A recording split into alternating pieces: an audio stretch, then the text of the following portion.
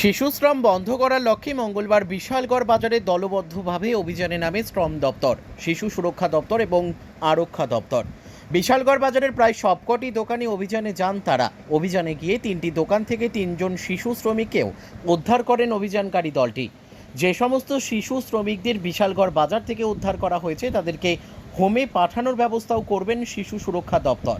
পাশাপাশি যে সমস্ত দোকানে 18 বছরের নিচে শিশুদের কাজে নেওয়া হয় তাদের বিরুদ্ধে আইনানুগ কঠোর ব্যবস্থা গ্রহণ করারও আশ্বাস দেন অভিযানকারী প্রতিনিধি দলের সদস্যরা।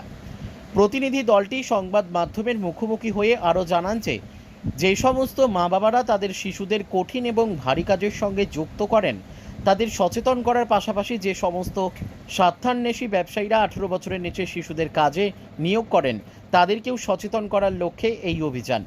এই দিনের এই অভিযান সিপাহীজলা জেলা প্রশাসন তথা ডিএম সিপাহীজলার নির্দেশেই করা হয়েছে বলেও জানান প্রতিনিধিরা। এই অভিযানটা আপনার অ্যাকচুয়ালি আমাদের ভারতবর্ষের যে আইন অনুযায়ী তো 18 বছরের নিচে কাউকে চাইল্ড লেবার হিসাবে কাজ করানো উচিত নয়। তো আমরা আজকে লেবার ডিপার্টমেন্ট, পুলিশ ডিপার্টমেন্ট, পিডব্লিউসি সবাই মিলে প্রশাসনের তরফ থেকে একটা অভিযান শুরু করেছি। তার সঙ্গে অ্যাওয়ারনেস ক্যাম্পও করছি যে যাতে চাইল্ড লেবারদের কোনোভাবেই কাজে নেওয়া হয়, মানে 18 বছরের নিচে যারা আছে তাদেরকে কোনোভাবেই যাতে কোনো কর্মে নিযুক্ত না করা হয়। এইভাবেই আমরা অ্যাওয়ারনেস ক্যাম্পেইন করছি। ডিএম স্যারের ইনস্ট্রাকশন আছে এই ব্যাপারে। এমন কতজন পেলেন? এখন আপাতত 3 জন পেয়েছি। 3 জন।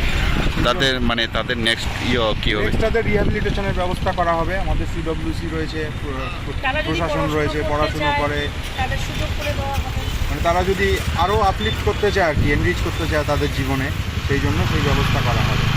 এগুলো তো আর্থিক মানে ফিনান্সিয়ালি পুয়ার হওয়ার জন্যই তো মানুষরা তাদের বাচ্চা কাচ্চাকে পাঠায় তাদের কাজের জন্য, অন্যান্য বিভিন্ন জায়গায় পাঠায়। সেই অনুযায়ী আমরা একটা অ্যাওয়ারনেস ক্যাম্প করছি যাতে সবাই এই ব্যাপারটা নিয়ে সচেতন হয়। Bureau report, news daily Bharat.